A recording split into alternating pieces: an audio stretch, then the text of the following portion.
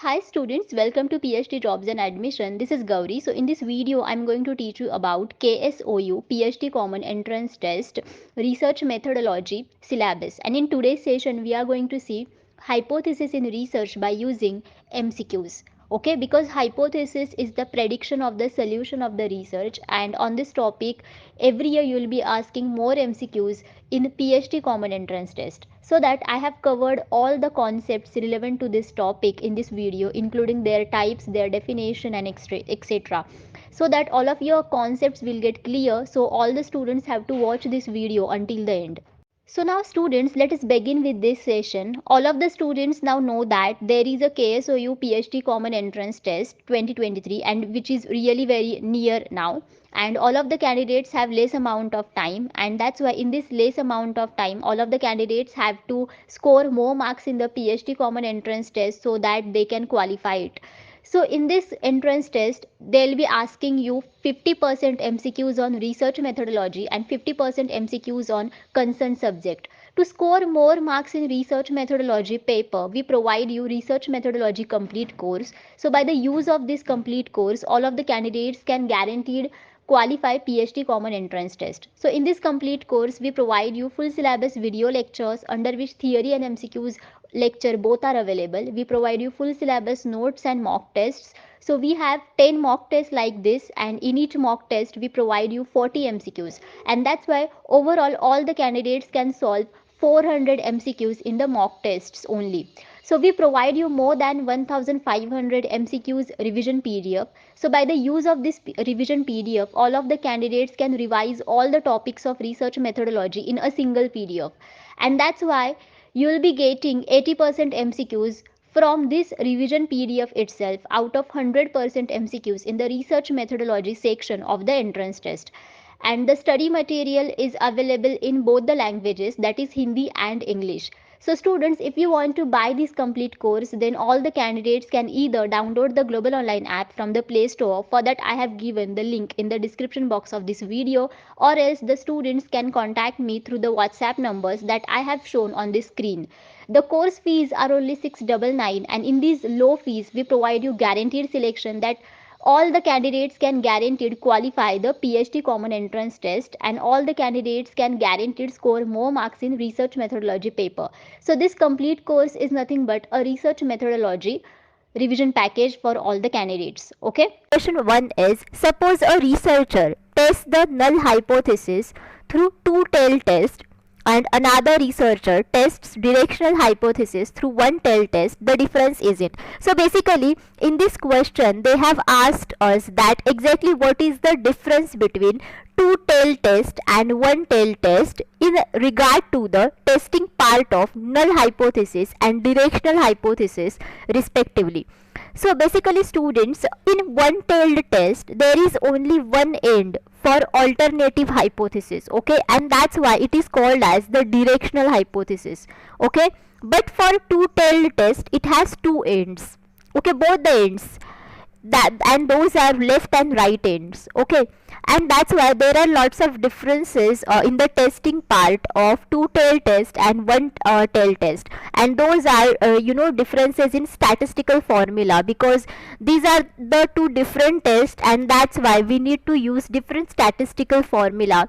Again, the level of significance is different, and as well the table value that we use for testing significance is different. So basically all of we know that what is the table value. So basically there is a table which is called as the T distribution table, okay, and that table is for both two-tailed test and one-tailed test, and the values are different for two-tailed test and one-tailed test in the table, and we need to use those values for testing the significance level. All of you getting? And that's why the difference is in all of these aspects, and those are statistical formula, level of significance, table value used for testing significance, okay. That's why your correct answer should be 4. Next, a null hypothesis is. Now what is the definition of null hypothesis? Whether it is an intelligent hunch about probable result, or it is a type of research hypothesis, or it is a statistical hypothesis to be tested, or it is a research hypothesis formulated for a statistical inference. So basically students, a null hypothesis is a statement in that we predict that there is no relationship between the variables under study. And in the research methodology, we only test the null hypothesis. Okay, this is the only hypothesis that we test in the research process, and that's why your correct answer should be 3. That is, it is a statistical hypothesis to be tested, because there are lots of research hypotheses including directional hypothesis, alternative hypothesis, which is also called as a research hypothesis, statistical hypothesis over there, simple hypothesis, composite hypothesis is there, but there is only one hypothesis, which is the null hypothesis, and that is only tested in the whole research process, not other any kind of hypothesis. Okay, and that's why your correct answer should be 3. So apart from this, we provide you KSOU PhD Common Entrance Test 2023 paper to study material. As all of we know that you will be asking 50% MCQs on concerned subject, that is on paper 2 in PhD Common Entrance Test, right? So to qualify the paper 2, we provide you paper to study material, under which we provide you full syllabus notes and MCQs. So in MCQ section, we provide you most expected MCQs and PYQs. By the use of them, all of the candidates can guaranteed score more marks in paper 2, and that's why they can qualify the KSOU PhD Common Entrance Test 2023. So the subjects that I have shown on the screen, on all of these subjects, we provide you paper to study material. So if candidates want study material for any other subject, they can contact me through the WhatsApp numbers or they can comment me. So the fees for paper 2 study material is only 999, and in these low fees we provide guaranteed selection, that guaranteed all of the candidates can qualify the PhD Common Entrance Test by scoring more marks in paper 2. So to join paper 1 and paper 2 courses, candidates can contact me through the WhatsApp numbers that I have shown on this screen. Okay. When we reject the null hypothesis, we are suggesting that the treatment is dash the dependent variable. So whenever we reject the null hypothesis in the research, then after that what will happen to the dependent variable and independent variable? So whether the treatment is not related with the dependent variable, or whether the treatment is likely to affect the dependent variable, or whether the treatment is not likely to affect the dependent variable, or none of these. So basically students, there are two basic types of hypothesis in whole research process, and those are null hypothesis, okay, that I have given the definition for this earlier in this video, and the another one is alternative hypothesis, okay, which is also called as the research hypothesis. Because in the alternative hypothesis we predict that there is a relationship between the two variables, but in the null hypothesis we predict that there is no relationship between the two variables under study. And that's why whenever we reject the null hypothesis, then automatically we accept the alternative hypothesis. Okay, and that's why here ultimately we accept that there is a relationship between the two variables. So it means that the treatment is going to likely affect the dependent variable. It means that whenever we study the variables in the research process, so basically there are two common types of variables, and those are independent variables and dependent variables. Okay, and whenever there is a relationship between these variables, then obviously independent variable is the cause variable, so it causes some effects in the dependent variable. So whenever we alter the values of independent variables, then obviously it will affect the values of the dependent variable. So it's like that, and that's why whenever we reject the null hypothesis, then obviously we are going to accept the alternative hypothesis, and that's why it suggests that the treatment is affecting the dependent variable, and that's why your correct answer should be 2, that is likely to affect the dependent variable. Which of the following outcomes is reflected when we fail to reject a false null hypothesis? So whenever we fail to reject a false null hypothesis, then what will happen? So whether there will be type 2 error or there will be type 1 error, or when there is both types of errors, and those are type 1 and type 2 error, or none of these. So students, basically there are two types of errors in the whole null hypothesis testing part, and those are type 1 error and type 2 error. Okay, so within the type 1 error, when it will happen or what is the outcome? So basically whenever there is null hypothesis, okay, and you are going to reject the null hypothesis, though it is true, okay, this null hypothesis is true, but still I am going to reject it. So in that case type 1 error will happen. And in what situation type 2 error happens? So whenever there is a null hypothesis, okay, and this null hypothesis is false, but I am not going to reject it, so I am going to accept it. Okay, so in this situation basically type 2 error happens, and that's why the above situation in the question is basically the type 2 error.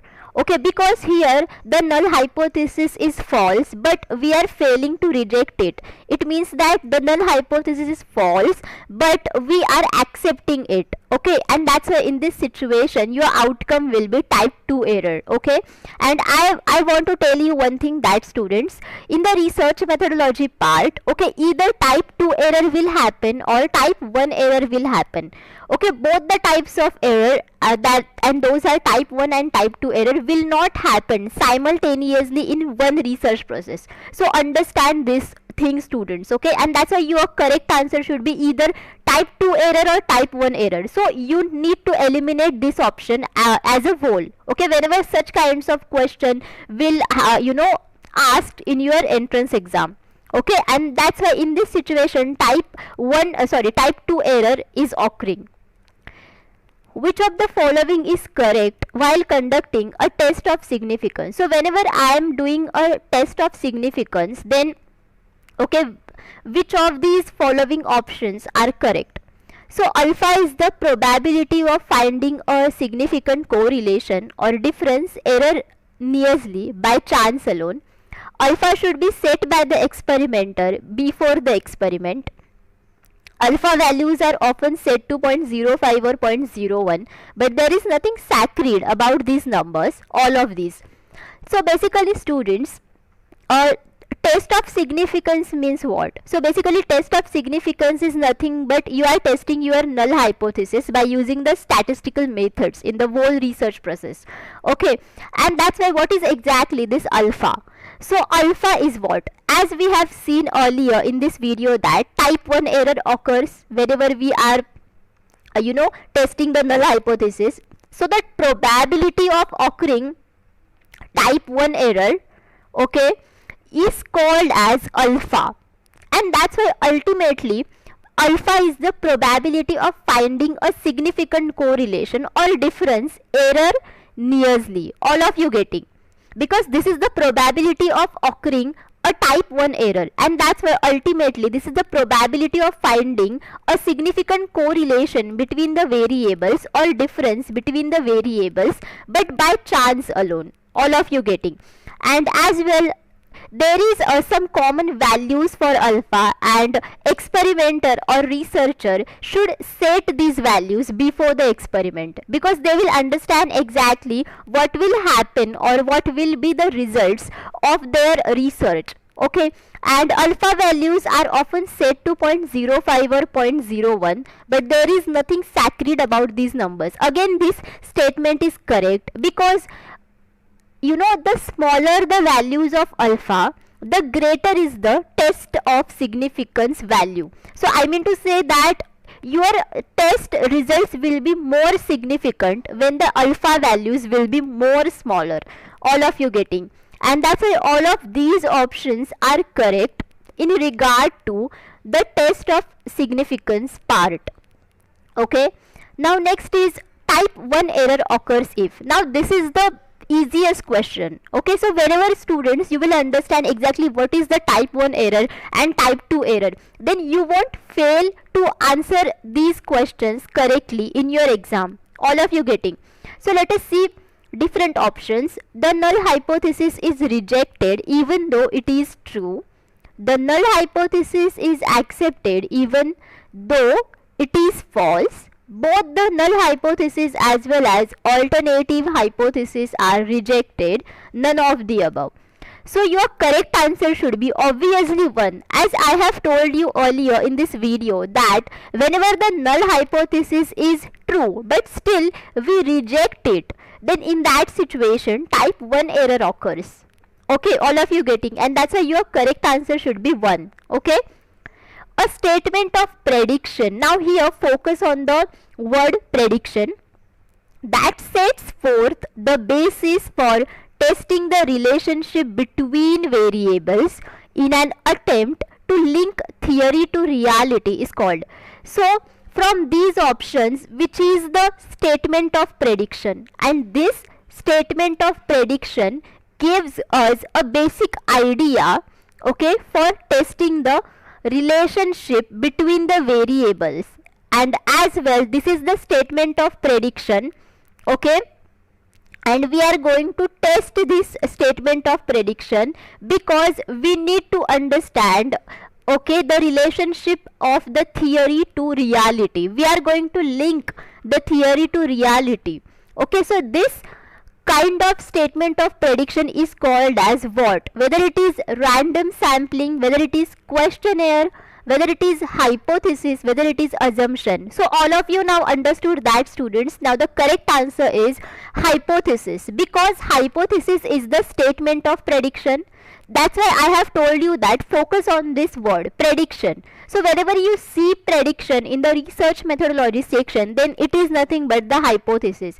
And one more thing is that hypothesis gives us the basic information, okay, about what? About the testing of relationship between the variables under study, and as well this is the attempt to link theory part to the reality. All of you getting, and that's why your correct answer should be hypothesis, not assumption, because there is a lot of difference between hypothesis and assumption. Assumption is only the thing which comes after our intuitive thinking, but hypothesis is the proper prediction. It is a proper statement of prediction. This is not a intuitive thinking part. And as well, hypothesis includes the relationship between the variables, and as well this is an attempt to link theory to reality, but assumption is not like this. All of you getting. And random sampling is the technique in the research process, okay, by using which we are going to select the samples from the target population. And questionnaire is the data collection method under which researcher asks the questions to the respondents and respondents give the answers to them. And that's why your correct answer should be 3. Okay. Hypothesis must have. So hypothesis must have which kind of feature or characteristic? So whether it is testability, whether it is applicability, whether it is durability or measurement. So hypothesis must have testability. This is the most important characteristic hypothesis must have, because whenever hypothesis does not have testability, then how we are going to test it? By using the statistical techniques. And that's why hypothesis must have testability. Okay, and that's why we can test it by using statistical techniques, and finally we get the results, okay, whether the results will be significant or non-significant. All of you getting. And that's why hypothesis must have testability. It should be clearly, notify exactly what is the relationship between the variables, and hypothesis, it should have clarity as well. That's why your correct answer should be 1. To test a null hypothesis, a researcher uses. So whenever I want to test a null hypothesis, then what type of statistical technique I should use? So whether it is t-test or ANOVA or x-square or factorial analysis. So in this situation, a researcher uses ANOVA. So let me tell you why. So t-test is the parametric test, as we have seen earlier in before videos, right? So this is the parametric test, and here there are two groups, group 1 and group 2, and we are going to find out the mean values of group 1 and group 2, and we are going to compare these values, okay, whether the values are different or equal. And by comparing these mean values, we will get the results of our research. All of you getting? And this is nothing but the t-test, and t-test is going to compare only two variables. Okay, by using the t-test we can only compare the two variables, okay, in a whole research process. ANOVA, what is this? So ANOVA is the extension of t-test. I mean to say, this is the test which is based upon t-test only, but this is the advanced t-test. Okay, and here we are going to analyze the variance basically.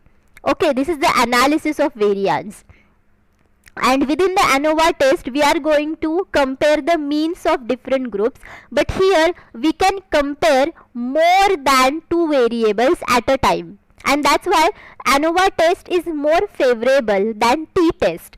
Okay, and that's why researcher uses ANOVA to test null hypothesis, because sometimes in a research process there are more than two variables. So in that situation we need to use ANOVA, okay, than t-test. Okay, what is X square? X square is the chi-square test. Okay, and chi-square test is a non-parametric test, and chi-square test is done to understand the difference between the expected values and the values that we get through our results basically. Okay, and that's why to test a null hypothesis, researcher does not use chi-square test. Okay, researcher uses null hypothesis. And what is factorial analysis? So basically factorial analysis is the technique by which we reduces a large variable into smaller variable factor, and that's why it is called as a factorial analysis. So your correct answer for this question should be 2. Okay, next is, if the null hypothesis is false, then which of the following is accepted? This is the easiest question, students. Whenever we reject the null hypothesis because it is false, then what type of hypothesis we are going to accept? Whether it is null hypothesis, positive hypothesis, negative hypothesis, or alternative hypothesis. So obviously students, whenever we are going to reject the null hypothesis and it is false, then in that situation we are going to accept the alternative hypothesis, which is also called as the research hypothesis, right? That I have told you earlier in this video. Okay, that's why your correct answer should be 4, that is alternative hypothesis. So students, I hope all of you understood exactly what is the hypothesis in the whole research methodology. But still, if you have any doubts, you can ask me in the comment box of this video. Okay.